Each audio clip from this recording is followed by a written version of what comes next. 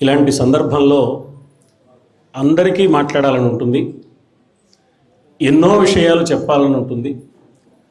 ఎంత చెప్పినా ఇంకా మిగిలిపోయింది చాలా ఉందని అనిపిస్తుంది. కానీ వెలుగునీడలు కలబోసిన కాలము చేతిలో కీలుబొమ్మలం కాబట్టి పరిమితమైన సమయాన్ని దృష్టిలో ఉంచుకొని మనం కార్యక్రమాన్ని నిర్వహించుకోవాల్సిన బాధ్యత ఒకటి ఉంది మన మీద. పైగా డాక్టర్ గారు మరొక పవిత్రమైన కార్యక్రమాన్ని నిర్వర్తించుకోవలసిన అవసరం ఉంది. ఆ కార్యక్రమాన్ని వ్యావహారిక భాషలో ఆబ్దికం అంటారు. మనం నిర్వహించే ఈ శాబ్దికం ఆ ఆబ్దికానికి ఆలస్యం కాకుండా నిర్వహించుకోవాల్సిన బాధ్యత కూడా మన మీద ఉందని జ్ఞాపకం చేస్తూ కార్యక్రమంలో ఇప్పుడు పెద్దలు శ్రీ దినకర్ అన్నయ్య గారు, నాకు తెలుసు దినకర్ అన్నయ్య గారు సంక్షిప్తంగా 2-3 నిమిషాల్లో ముచ్చటగా అందంగా మాట్లాడతారు.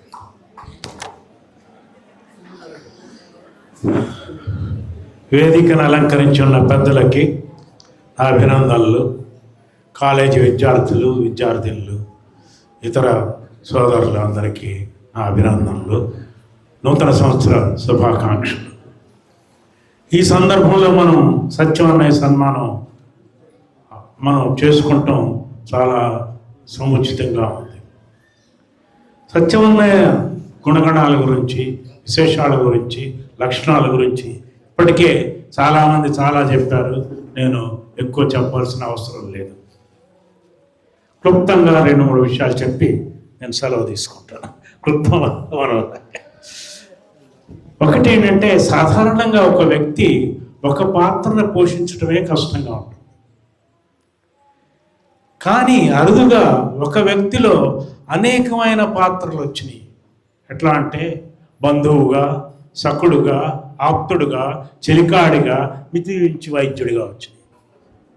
ఇవన్నీ కూడా ఆయన చక్కగా పోషించారు. మధ్యలో అమ్మ చలోక్తులు చేస్తుండేది సత్యవన్నయ్యతోటి. చతురు సంభాషణలు వాళ్ళిద్దరి మధ్యన సాగుతుండేవి. ఇవన్నీ కూడా ఉండేవి. కనుక్కున్న వైద్యం అవసరం అయితే పిలువు పైకి అని చెప్పి ఏది వేయాలో కూడా చెప్పేది. సత్యవన్నయ్య వైద్యంలో ఇంకో విశేషం ఉంది, విశిష్టత ఉంది. ఏంటంటే అమ్మాయితో మాట్లాడుతుండేది ఈ డ్రగ్స్ గురించి, హోమియో వాటి గురించి, వీటి గురించి చాలాసార్లు ఆ సంభాషణలు జరుగుతుండేవి. అందువల్ల అమ్మ చికిత్స సత్యవన్నయ్య ద్వారా జరిగిందని మనం భావించవచ్చు. చాలామంది పెద్దలు సత్యవన్నయ్య గురించి చాలా చెప్పారు. కానీ వాళ్ళ మనవరాలు చెప్పిన దాంట్లో నాకు 4 ముఖ్యమైన అంశాలు అమ్మాయి చాలా చక్కగా చెప్పింది. అది చెప్పి ముగిద్దాం అనుకుంటున్నాను. ఒకటి ఏంటంటే, ఆయన కర్తృత్వం తన మీద వేసుకోలేదు. ఇదే అమ్మ అనేది, నువ్వు కాదు చేసేది, ఇంకోటి చేయిస్తున్నాడు అనుకో, ఆట వాడిదైతే నీదేదో ఉందనుకుంటావు అని ఇలా అనేక రకాలుగా చెప్పింది. ఆ అమ్మాయి ఆ పాయింట్ కర్తృత్వం లేకపోవడం చక్కగా చెప్పింది. 2, ఎవరికైనా సేవ చేయటానికి సంసిద్ధుడిగా ఉండటం 2వ పాయింట్ అని చెప్పింది. చాలామంది ఇది కూడా సేవ కూడా చేస్తారు. 3వ పాయింట్ ఆ అమ్మాయి చెప్పింది ఏంటంటే, ఫలాపేక్ష లేకుండా చేశారని చెప్పింది. 4వ పాయింట్ ఏంటంటే, ఇంకో అమ్మాయి చెప్పింది, ఏ ఘటన వచ్చినా, ఏ క్లిష్టం వచ్చినా, ఏ పరిస్థితి వచ్చినా అమ్మున్నది, అమ్మ చూసుకుంటుంది అనే దృఢమైన విశ్వాసం ఆయన చూపెట్టారనిపించింది. ఆయన చూపెట్టడమే కాదు, ఆ దృఢమైన విశ్వాసము అమ్మాయి అందు అచంచల భక్తి విశ్వాసాలు కుటుంబానికి, తరతరాలకు కూడా అందుతాయని అనిపిస్తుంది.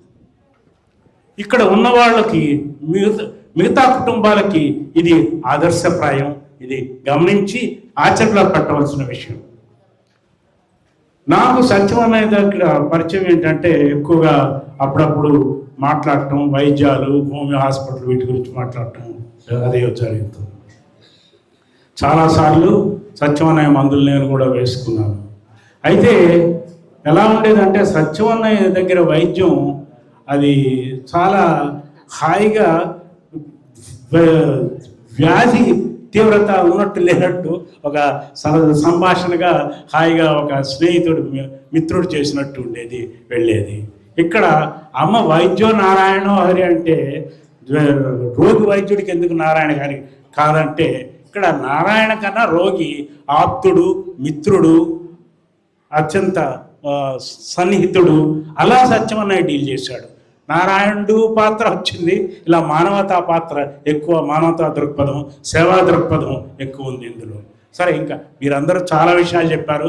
మళ్ళీ నేను అవి చరిత చరణంగా మరి రిపీట్ చేయొద్దు. క్లుప్త సుందరంగా ముగించుకొని సభాధ్యక్షులు అంతకుముందే నాకు మనవి చేశారు. ఈ అవకాశం ఇచ్చినందుకు మీకు అందరికీ కృతజ్ఞతలు తెలుపుతా, మీ అందరి దగ్గర సెలవు తీసుకుంటా. మీ అందరికీ అమ్మ అనుగ్రహం ఉండాలని, నూతన సంవత్సర శుభాకాంక్షలు రావాలని ప్రార్థిస్తా.